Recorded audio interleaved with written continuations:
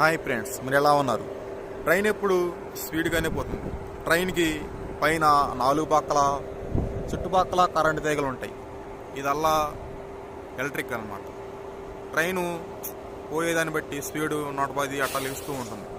ట్రైన్కి ఇటు అటు ఉంటుంది కదా, ఈ గ్యాప్ సుమారు ఒక 4 అడుగులు ఉండొచ్చు. ఈ 4 అడుగుల మధ్యలో మీరు రైలు సినిమా చూశారు కదా, ఆ డైరెక్టర్ గొప్పతనం చెప్పుకోవచ్చు. అసలు ఎలా దూకుదామని చెప్పి అలా చేశాడో. బండి ఏమో 110 స్పీడ్ పోతుంది. ఈ హీరో ఏం చేస్తున్నాడు, దూకుదామని ట్రై చేస్తాడు. ఇలా కుదరబోయేసరికి పక్కన హెలికాప్టర్ ఉంటుంది. ఫస్ట్ ఒక లోకో పైలట్ని దింపుతాడు. పాపం అతను ప్రాణాలతో కోల్పోతాడు.